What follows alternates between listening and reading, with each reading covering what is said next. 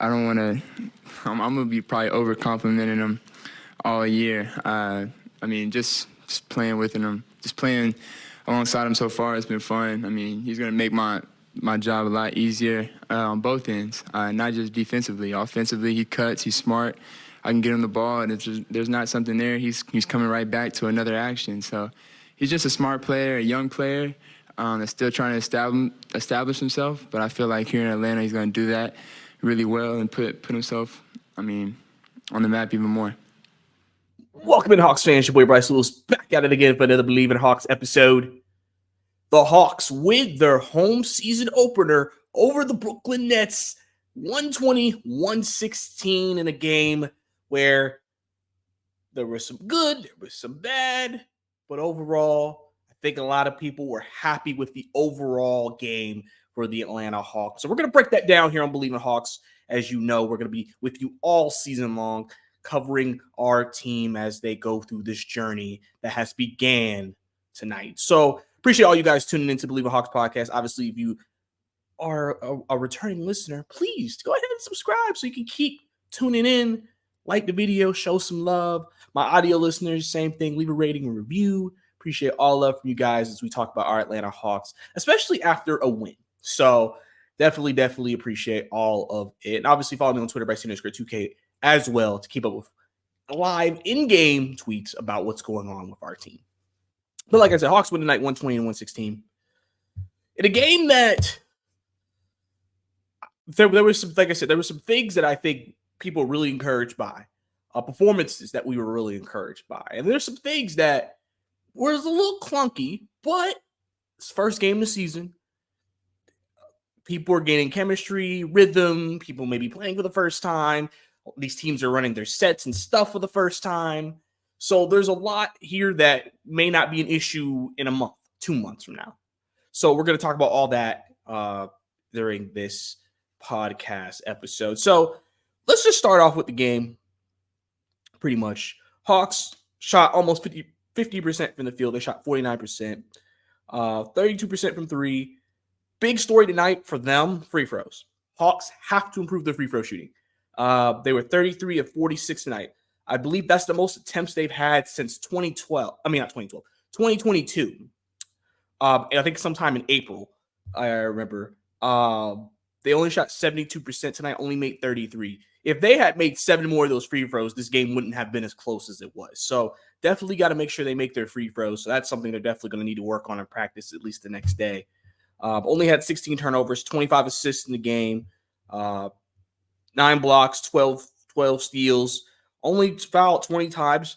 Nets, in comparison, fouled the Hawks 32 times. So that was definitely good. A couple of technicals, which we'll get into about why that happened. But overall, Hawks had a solid team performance in their home opener in Atlanta. So getting into the game, Hawks started off really good. I think DeAndre Hunter opened up the game with a 3-pointer, then turnover, Dyson, which will be a theme throughout this game. You'll hear me talk about. Dyson creates a turnover, hits a 3.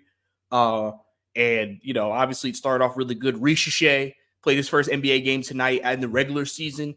First shot attempt immediately off the bench. Trey found him for a 3.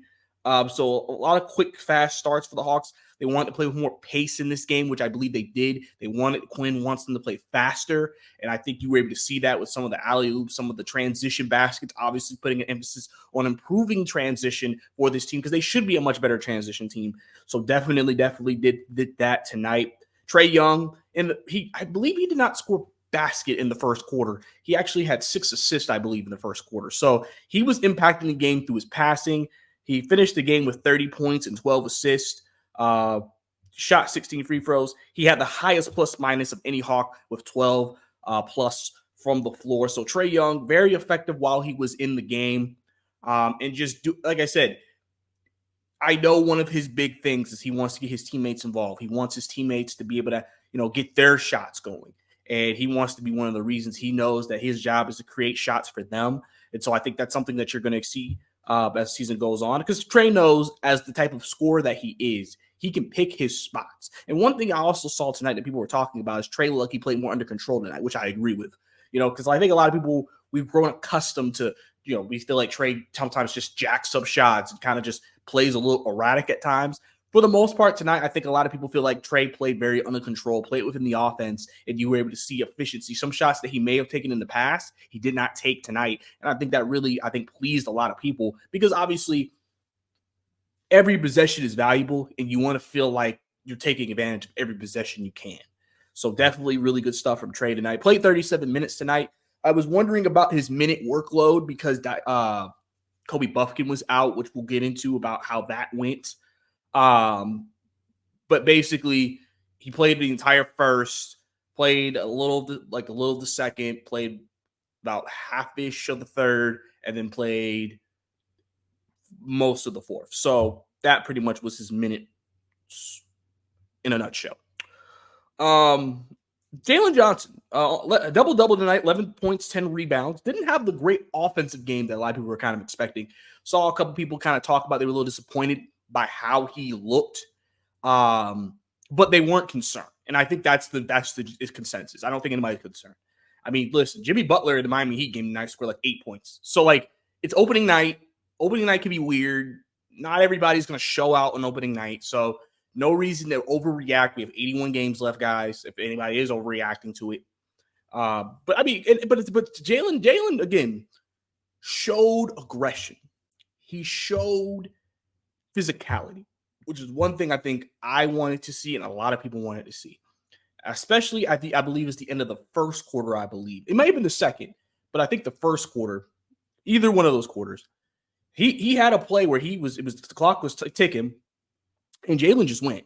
And he just, boom, right into the next defender for a dunk. He got him out the way, used his strength, boom, dunk. And that's something that I think is really encouraging to see from Jaylen. Because Jaylen, you're bigger and stronger than a lot of guys. And you have the strength to bully these guys. And he went for multiple posters tonight. I think one of the posters, him and Dennis started kind of chatting it up after that. I don't know, Dennis was just coming to his aid. I don't know, his teammates' aid. But, I mean, Jaylen was aggressive tonight with some of the attempts he was trying to take. Being physical, going into contact, creating contact. He was one of the guys, 3-8 from the free throw line, needs to work on that. Clearly could have had more points if he was able to hit those free throws. But really, really tonight, Jaylen showed some things that I really liked, did some good things well. And I think we'll just continue to see how it goes as time goes on. I'm not worried about Jaylen Johnson at all tonight. And overall, I think the offense tonight, I think too, when you're working through the kinks of the offense, I think there was like a spell in that first quarter they couldn't score for a little bit. You also saw maybe some overpassing at times. I think that's just coming a part of the chemistry, getting guys in rhythm and just getting guys with cohesion with what's going on the offensive side of the ball. So, like I said, opening night's weird. Every team's learning, gaining. Hey, look at the film. Let's see what we can get better. Let's see what we can improve. Let's see what we can clean up and continue to move forward, right? I got to talk about my boy Dyson Daniels. Dyson Daniels, man, made a tremendous impact on the game tonight. All over the court.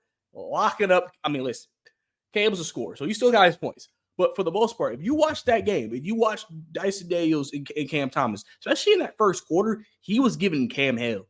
He was giving Cam hell. And that is why Dyson Daniels is starting. That is why he is extremely important to what they're trying to do. Because he is a guy who could go against the other team's best guard or best wing and say, I can lock them up. I can give him, and even if you can't lock him up, make it difficult. Make it hard. Make him have to work harder. You always say, if they don't make shots, make them work for it. And Dyson's going to do that. I mean, you just saw multiple play after play after play. Dyson, guys getting around Dyson, great hands, stripping him. Boom, create a fast break opportunity for the Hawks. Just creating turnovers, impacting it. His rotations were really good. I mean, Dyson just was really, really just defensively, his impact was all over the game. And offensively, he gave you 15 points tonight. And I've said, if Dyson gave you 10 to 15 points, man, I'm happy with it. I'm happy with the performance if he's giving you that. Because literally, he just needs to be able to score the ball in some capacity. He played 35 minutes tonight, so clearly he's a guy that they are playing a lot of minutes. Listen, he's a guy, and people were wondering going into this game with Kobe's injury, was he going to play some point guard? We saw that Vic was the point guard tonight behind Trey. Because I said the Hawks pretty much want to use Dyson as a 2 and a 3. They do not want to use him as a point guard. I'm sure he has not worked on running the offense like that. And so I think Quinn made the right decision tonight to keep him in the same rotation spots he would probably be in and just giving Vic that role. Dyson was 6 of 12, 2 of 4 from 3. Again, missed 3 free throws, could have had more points tonight. Had 7 plus minus rating. Only 1 turnover tonight as well. But yeah, Dyson, man. And then there was a play. Let me talk about this for a second. This is important. There was a play in the third quarter where, Hawks, I believe, were in fast break and transition. And Risacher, it was Risacher, I believe. No, it was Dyson. Dyson was in transition, going up, right? Got fouled hard. Claxton hit him basically above the neck. He was tossed out of the game, ejected, right? But after that foul happened, Dyson Daniels immediately got in Claxton's face, immediately got into the crowd, got in his face, pushed him just immediately. And the thing is, if you watch that play, Clint and them were already starting to walk over there, but Dyson immediately got up and shot at Claxton. He immediately shot at Nick Claxton. And that told me a lot, because a lot of Hawks fans have been saying that the team has not, came to each other's aid, in those types of situations. Like, they'll kind of just help them up and just, go about their business. But that moment, I think, shows a difference in this Hawks team, because they basically, because Dyson during the preseason, there was a foul like that and he got in the guy's face. Dyson has showed you he's a dog. He that Australian blood, that man showed you, I'm not going to back down for nobody. If I feel like something was flagrant, if something was a little dirty, I'm going to get in your face. And I think that just reverberates throughout the entire roster. And you saw it. And then because a couple of plays later, DeAndre Hunter got fouled hard. Wasn't flagrant, but he got fouled hard. And Okongwu got in Cam Thomas's face. And you could just see the impact of that one sequence impacting the roster and showing something that Hawks fans have been wanting from this team. Just showing that we defend each other. We got each other's backs. We are a band of brothers. And it was just really good to see them come to each other's aid like that and not back down and go at Brooklyn and say, we're not taking that in our house. Because that just, again, shows a closeness on this team and shows throughout the season, I don't think we're going to have a situation we have to question if this team has each other's backs or if they're going to be there for each other. Doing this off the bat is telling me everything I need to know. And I think that is going to be important for this team moving forward, because there's going to be games where you have that, especially after what happened last year to Jaylen Johnson and that injury and how that happened. Clearly there have been some plays so far preseason and tonight that reminds people of that play that injured Jaylen. And I think the Hawks are just like, and listen, you can call it PTSD if you want. But literally, I love the fact that they are sitting here and they're saying, we're not going to take that. I absolutely love it. And that was one of the things that made me the most happy tonight, was just seeing that from the team. Because obviously in that situation, you don't want to hurt your team because you're reacting. But at the same time, you also want to let them know, hey, you're not going to get away with that. And Dyson immediately doing that showed he's not going to play them games. And I think that is something that can feed throughout an entire team and really help with the overall just chemistry of the squad with that happening. So really, really, really happy about that and just seeing that really from the team. But Dyson tonight, extremely impactful on the floor. I mean, if this is the type of impact he's going to bring, man, the Hawks, man, you could just see what he does for this team. And listen, that's why I always say, for people who say Dyson is a throw-in, I mean, a throw-in starting and playing 35 minutes and making an impact on the game, wow, that's crazy. You got lucky, huh? Yeah, it's not like the Hawks knew that or something. But, yeah, so really, really, really good game and debut game for Dyson Daniels as the starter. DeAndre Hunter tonight, 12 and 6. Didn't have the greatest shot from the field. Actually was plus 10 from the floor. DeAndre had the second highest plus minus of the entire team. He had foul trouble. That's really what limited his minutes. He had 5 fouls total in the game. But I mean, for the most part, I mean, DeAndre was fine tonight. I don't feel like DeAndre did anything wrong. That he had 0 turnovers tonight. Like, he had 2 steals. I mean, 12.6 rebounds. You're pretty much getting what you want, what you want from him. I mean, obviously you just want him to, and we know DeAndre Hunter gets a bad whistle, but you obviously just want him to, make sure he doesn't, foul out or have like foul issues. But I mean, I think that's why he's in the lineup, because Risacher is a good defender, but I said this too.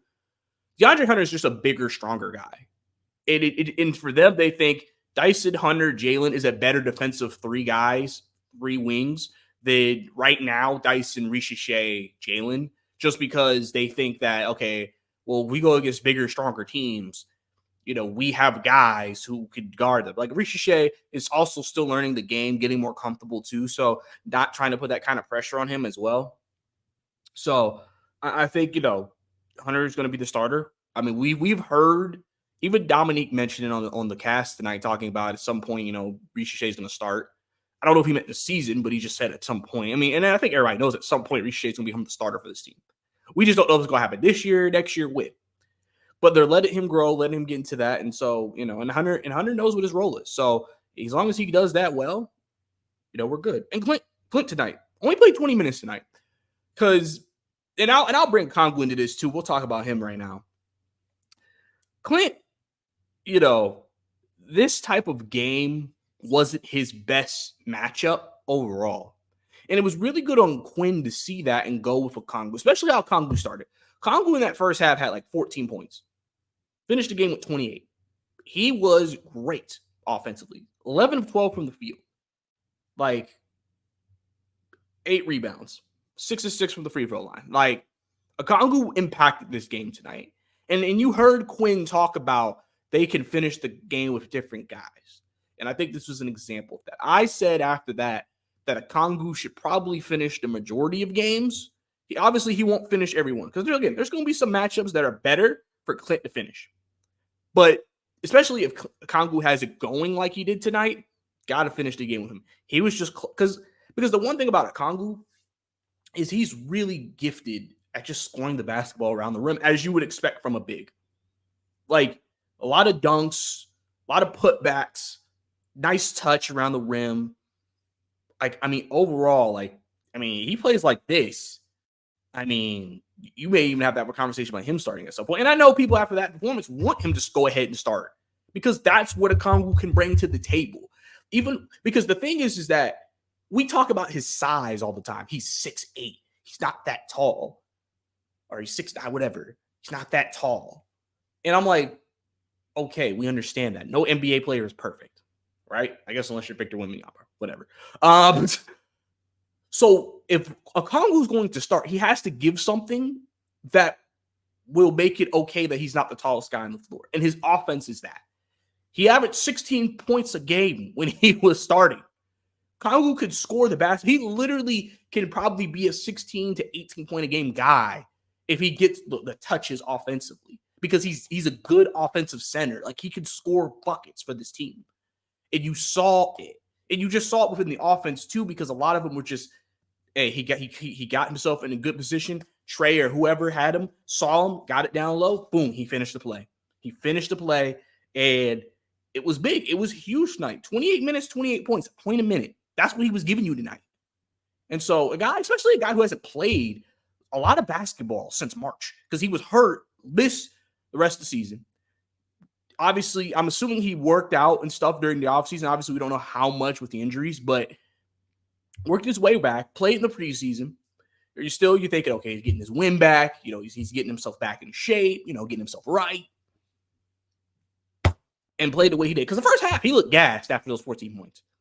So the fact that Quinn rode Okongwu all the way to the end, showed the trust he had in him. Obviously, he was asked after the game about that, and he was like, Clint and Okongwu support each other.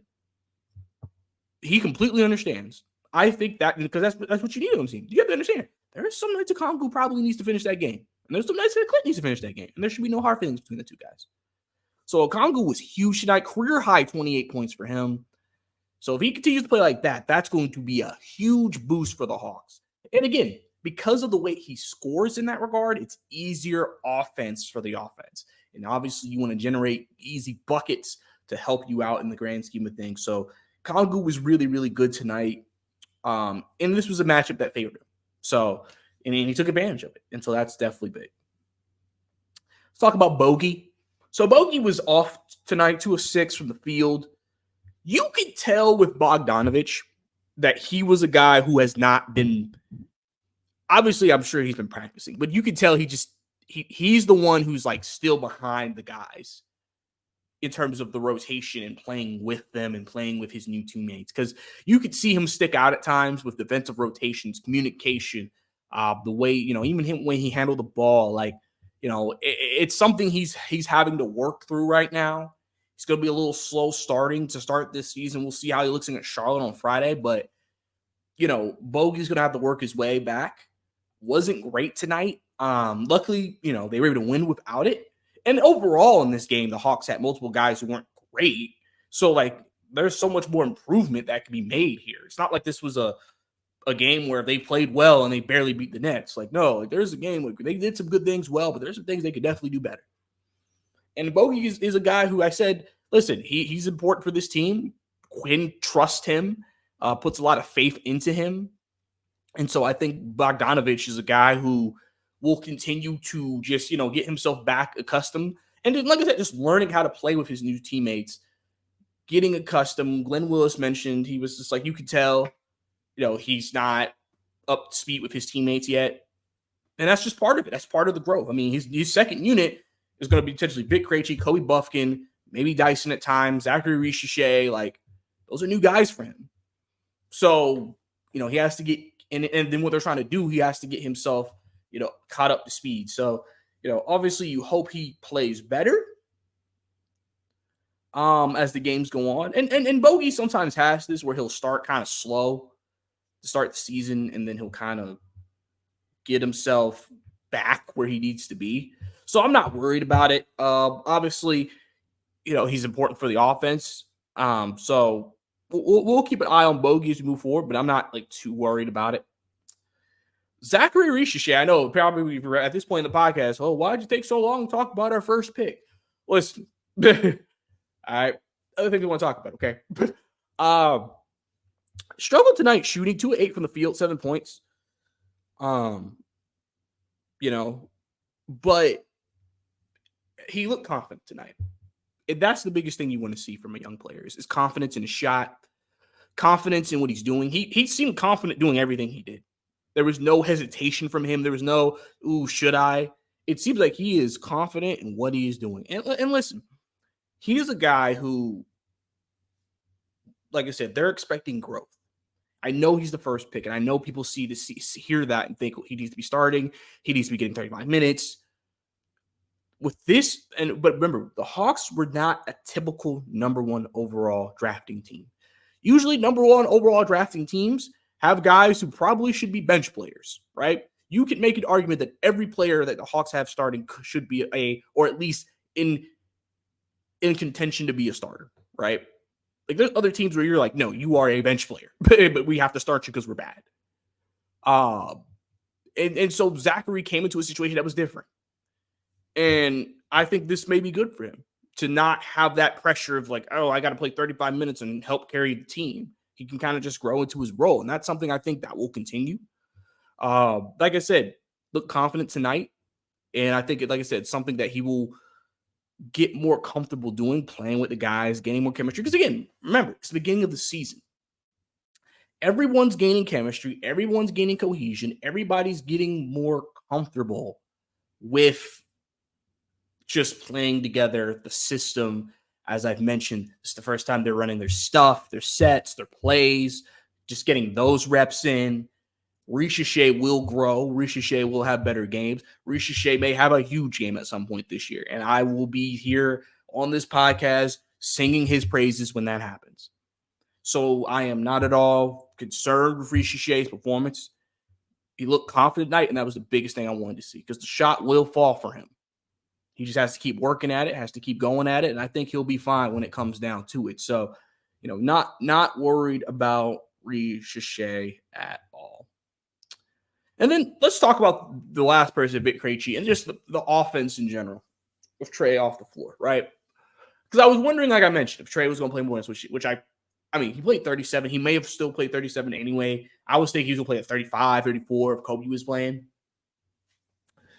So the offense looked a little shaky when he was out, which, I mean, listen, I think the thing we have to think about this is, like, obviously Trey Young's an elite playmaker, so you're not going to get the same elite playmaking. But I also think when Quinn had him on the floor, he tried to keep a Jaylen, he tried to keep a Dyson out there to try to give him another ball handler who could pass if needed. So it wasn't on Vic Krejci. And I think Vic Krejci, in terms of what he did, was fine. I think he was fine. You could see his passing ability. Like, we know what kind of passer Vic Krejci is. So I think that he was fine. But I think the offense, again, especially with the clunkiness of the offense, even with Trey in there at times, something they're working through, something they'll get through. Obviously, while Kobe's out, they'll have to learn how to play without him, and something that could improve over time. So I wasn't really too overly concerned about it, realistically, but the offense obviously didn't look as great when Trey came out the game. And I like what Quinn did with Trey, where he had him finish the third, come in at the start of the fourth, then sat him because Bob and them thought he was going to play the entire fourth quarter. He brought him in after the first couple of minutes of the fourth, gave him another 3-minute-ish blow, and then put him back in there. And I think, the thing is that I think that shows trust in Vic, because at the end of the time, you bring in Vic Krejci, you're taking Trey Young, small guard off the floor, you're putting a 6'8" guard. So defensively, that is what you're going to be expecting to be improved when that happens, is that, well, you don't have you're like what the smallest person on the floor potentially with Vic Krejci is who? Like Vic Krejci himself, Dyson Daniels, depending on what the rotation is. Maybe a Bogdanovic. I mean, defensively, there was a lineup. Everybody could switch. Okongwu finished the game, Risacher, Vic, Dyson, Hunter or Jaylen. Like, you could switch 1 through 5 doing that. And so that obviously you could see the defensive versatility on display for the Hawks with that. So, I mean, realistically tonight, man, Vic and I think the offense without Trey obviously is a work in progress. We'll have to see how it goes. And then when Kobe gets back, we still have to see a work in progress because he's playing in the regular season now and he has to get himself back up to speed. So, it's going to be a work in progress. It's game 1, 81 to go, plenty of learning, plenty of growing to do. So I think overall, like I said, you saw some good things tonight. There's definitely things that can improve. Free throw shooting. Obviously, they could shoot better from 3 as a team. You know what I'm saying? Like there was definitely some things though that you're like, oh, these are things that could be mainstays for the season, like Dyson's impact, the passing, the versatility, and being able to do that. Obviously, every NBA matchup is a different matchup. I know Brooklyn is not expected to be good this year. Ben Simmons tonight honestly looked like old Ben Simmons to me. Explosive going to the rim. I mean, he's a good passer of the basketball. Like, he looked like Ben Simmons tonight. Cam Thomas. I mean, I told you guys he is a scorer. He got hot in that fourth quarter, but that's what Cam does.